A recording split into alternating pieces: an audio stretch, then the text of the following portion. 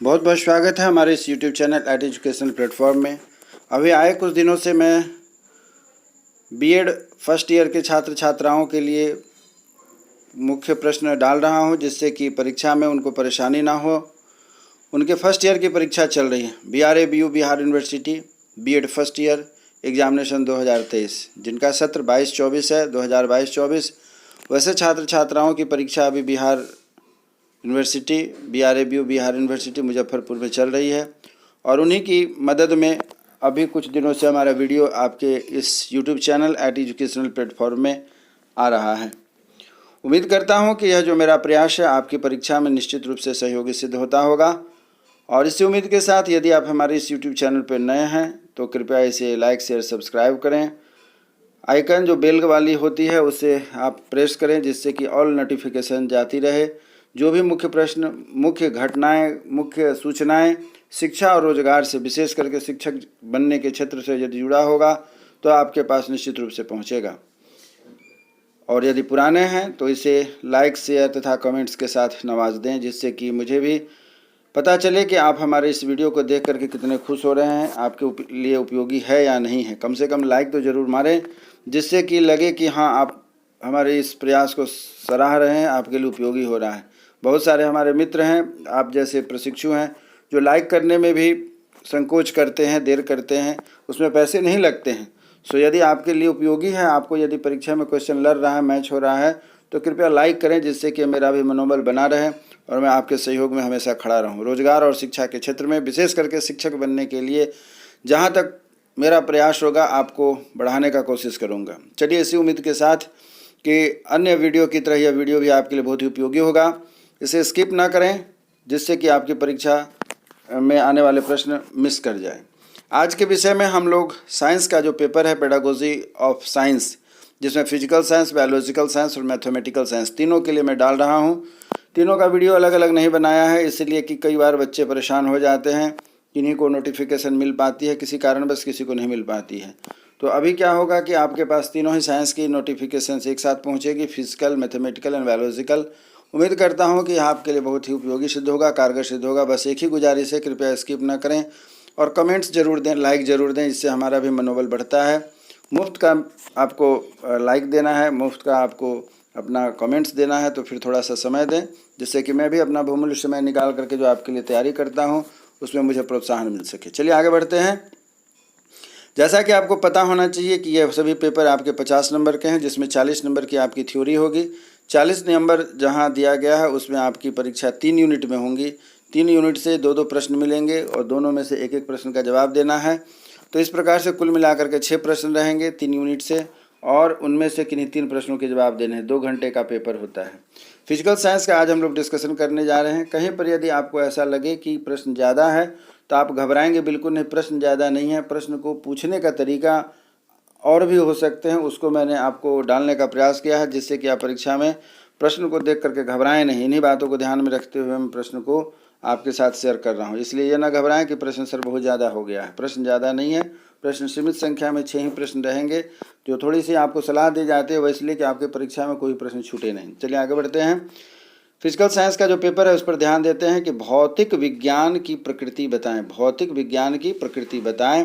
भौतिक विज्ञान के अन्य विज्ञान से तुलना कीजिए। भौतिक विज्ञान के अन्य विषयों से तुलना करना है कि यह अन्य विज्ञान की तुलना में कैसा है। जैसा कि अभी मैंने बताया, भौतिक विज्ञान, बायोलॉजिकल विज्ञान तथा मैथमेटिकल विज्ञान, मैथमेटिकल साइंस, तो वही बात यहाँ कही जा रही कि भौतिक विज्ञान को अन्य विज्ञान से तुलना कीजिए। इसी प्रकार दूसरा प्रश्न है आपका यूनिट 1 से ही है। ब्लूम टैक्सोनॉमी का वर्णन करें। ब्लूम टैक्सोनॉमी बहुत ही इंपॉर्टेंट टॉपिक है, न केवल आपकी इस परीक्षा के लिए बल्कि CTET, STET, BTET और साथ ही साथ जहाँ भी शिक्षक की प्रतियोगिता परीक्षा होंगी, जिसमें से आपको एक शिक्षक के रूप में निकल करके आना है, वहाँ भी यह बहुत महत्वपूर्ण स्थान रखता है। ब्लूम टैक्सोनॉमी का वर्णन करें।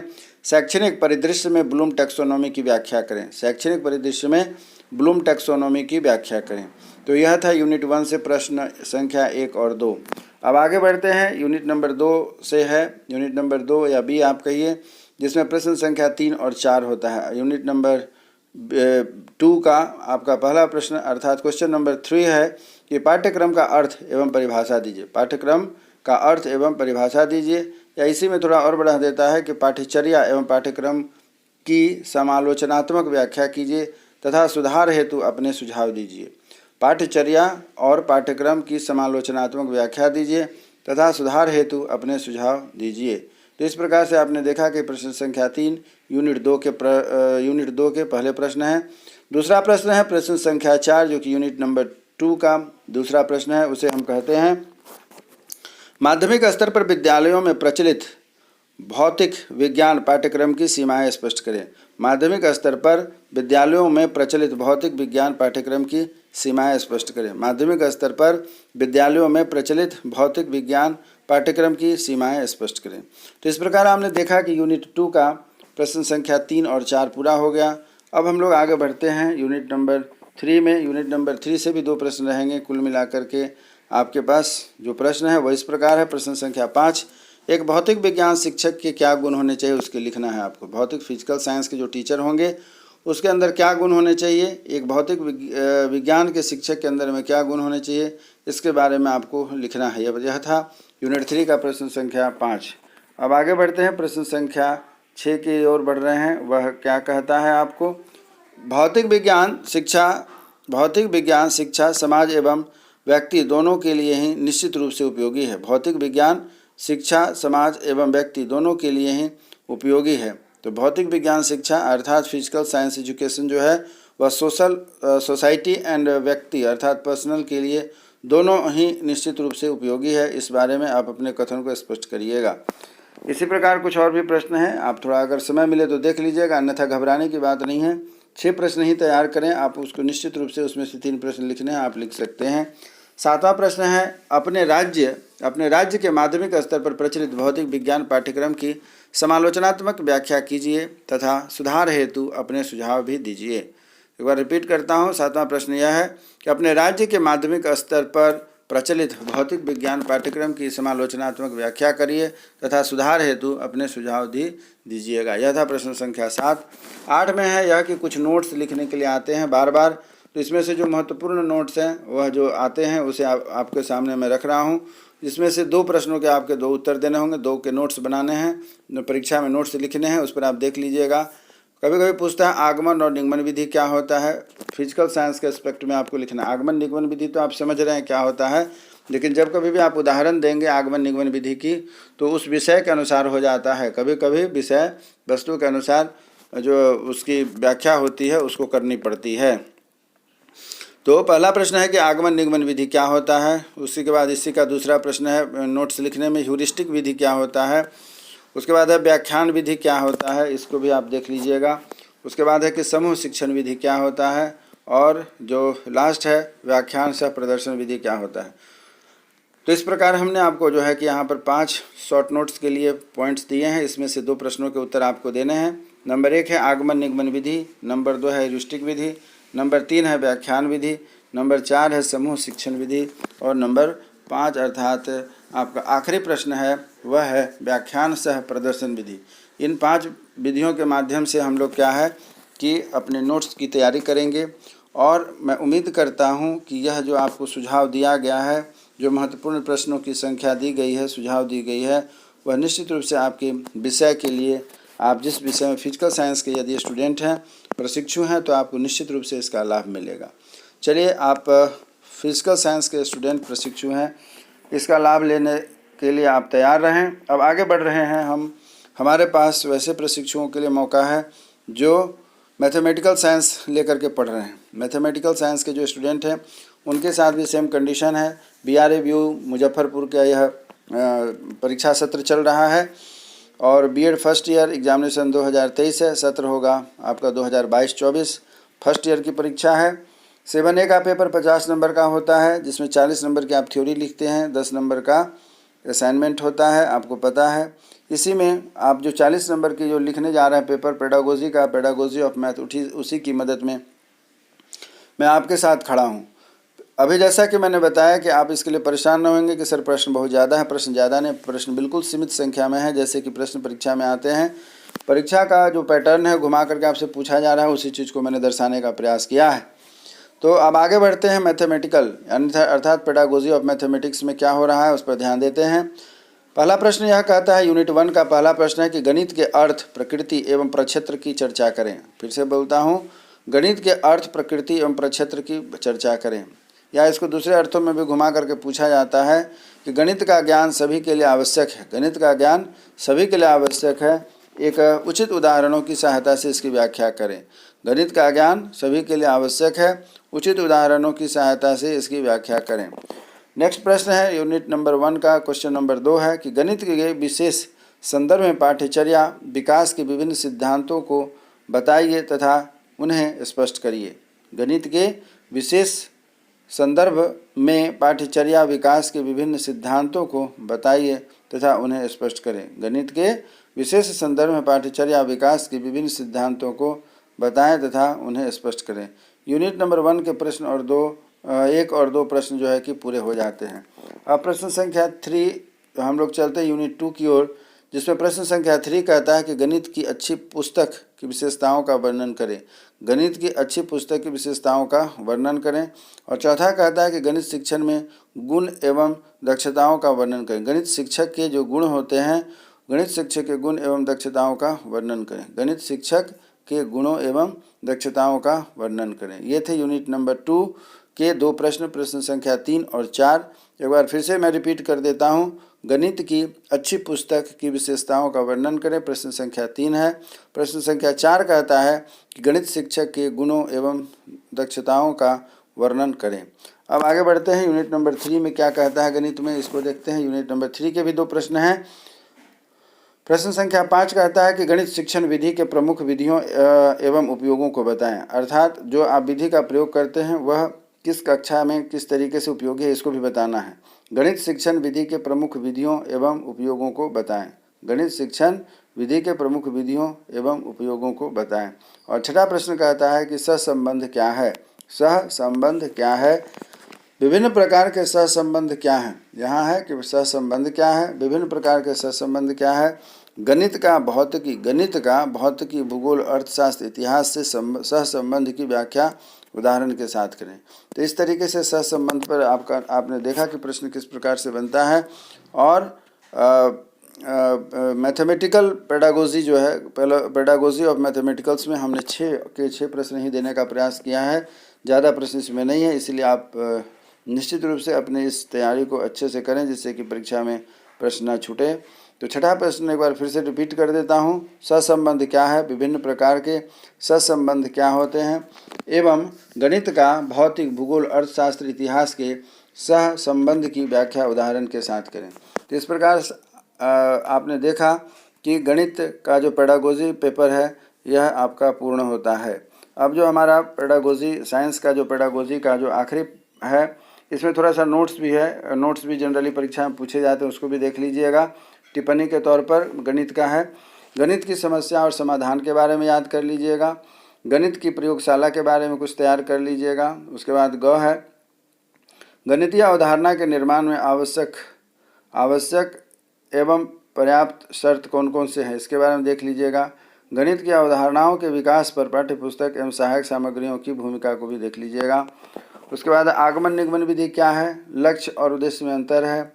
फिर है कि गणित में भौतिक कार्य कौन कौन से होते हैं तथा गणित मौखिक कार्य क्या होते हैं, गणित के मौखिक कार्य क्या हैं तथा विद्यालय में शिक्षक का क्या महत्व है। ये शॉर्ट नोट्स में है। उम्मीद करता हूँ कि इसमें से भी आपके बहुत सारे प्रश्न आ सकते हैं परीक्षा में, इसीलिए यहाँ पर मैं एक बार रिपीट कर दिया हूँ। वह है कि गणित की समस्या समाधान क्या है बताना है, गणित में प्रयोगशाला क्या होता है। तीसरा है कि गणितीय अवधारणा के निर्माण में आवश्यकता और उसके पर्याप्त शर्तें लिखें। घ कहता है कि गणितीय अवधारणा के विकास पर पाठ्यपुस्तक एवं सहयोग सामग्रियों का भूमिका बताएं। उसके बाद है कि आगमन निगमन विधि क्या है, लक्ष्य एवं उद्देश्य में अंतर बताएं, गणित के मौखिक कार्य बताएं, और आखिरी है कि विद्यालय में शिक्षक का क्या महत्व है। तो इस प्रकार से आपने देखा कि फिजिकल साइंस का पेपर आपका यहाँ पर पूरा होता है। अब हम लोग आगे बढ़ते हैं, वह पहुँच रहा है, वह है biological science. BRBU Bihar university के जो छात्र छात्रा प्रशिक्षु फर्स्ट ईयर की परीक्षा लिख रहे हैं, सत्र 2022-24 के छात्र छात्रा प्रशिक्षु हैं, उनके लिए यह एक सहयोगात्मक प्रयास है कि आपकी परीक्षा अच्छे से जा सके, आपको बिना परेशानी के आप परीक्षा को दे सकें। इसलिए सहयोगार्थ मैं आपके लिए यह वीडियो लेकर के आया हूँ। अभी जो हम चर्चा करने जा रहे हैं वह पेडागोजी ऑफ बायोसाइंस पर है, अर्थात बायोसाइंस में जो 40 नंबर के पेपर होंगे उसके लिए महत्वपूर्ण प्रश्न आपको मैं देने का प्रयास कर रहा हूँ। पहला प्रश्न कहता है कि जीव विज्ञान के क्षेत्र व महत्व का वर्णन करें। जीव विज्ञान के क्षेत्र व महत्व का वर्णन करें तथा ब्लूम के वर्गीकरण के संज्ञानात्मक पक्ष के विभिन्न अवयवों का वर्णन करें। पहला प्रश्न है कि जीव विज्ञान के क्षेत्र व महत्व का वर्णन करें तथा ब्लूम के वर्गीकरण के संज्ञानात्मक पक्ष के विभिन्न अवयवों का वर्णन करें। प्रश्न संख्या 1 था। प्रश्न संख्या 2 कहता है कि जीव विज्ञान की प्रकृति एवं विषय क्षेत्रों का वर्णन करें। जीव विज्ञान की प्रकृति एवं विषय क्षेत्रों का वर्णन करें तथा जीव विज्ञान शिक्षण के लक्ष्य और उद्देश्यों का वर्णन करें तथा जीव विज्ञान शिक्षण के लक्ष्य और उद्देश्यों का वर्णन करें। ये थे प्रश्न 1 और 2 जो कि यूनिट 1 से बिलोंग करते हैं। अब हम लोग चर्चा करने जा रहे हैं यूनिट 2 के लिए, जिसे हम देखते हैं कि प्रश्न संख्या 3 और 4 हैं और 3 और 4 प्रश्न क्या कहता है एक एक करके हम लोग चर्चा कर रहे हैं। यूनिट 2 का पहला प्रश्न अर्थात प्रश्न संख्या 3 कहती है 3 कहता है कि जीव विज्ञान के पाठ्यक्रम निर्माण एवं विकास का वर्णन करें। जीव विज्ञान के पाठ्यक्रम निर्माण एवं विकास का वर्णन करें। चौथा प्रश्न कहता है कि जीव विज्ञान के शिक्षण में प्राकृतिक सामग्री के उपयोग या सामुदायिक स्रोतों का प्रयोग का वर्णन करें। यहाँ 2 प्रश्न है इसमें जुड़ा हुआ। जीव विज्ञान के शिक्षण में प्राकृतिक सामग्री के उपयोग अथवा सामूहिक स्रोतों का प्रयोग का वर्णन करना है आपको। यह क्यों होता है और कैसे होता है। यूनिट नंबर 3 में हम आइए देखते हैं कि क्या कहता है। यूनिट नंबर 3 के भी 2 प्रश्न हैं, इनमें से किन्हीं एक प्रश्नों के जवाब देने हैं। पहला प्रश्न वही कह रहा है आपसे कि माध्यमिक स्तर पर जीव विज्ञान शिक्षण के लक्ष्यों का वर्णन करें। माध्यमिक स्तर पर जीव विज्ञान शिक्षण के लक्ष्यों का वर्णन करें, अर्थात माध्यमिक स्तर पर जो विद्यालय जीव विज्ञान पढ़ाई जाती है उसमें जीव विज्ञान शिक्षण के लक्ष्य, उनका लक्ष्य क्या है बच्चों को शिक्षा देने का। और छठा जो है वह आपके नोट्स पर आधारित प्रश्न है, वह आप देख रहे हैं यहाँ पर। छठा प्रश्न है नोट्स पर आधारित। कौन कौन से मुख्य नोट्स बन रहे हैं।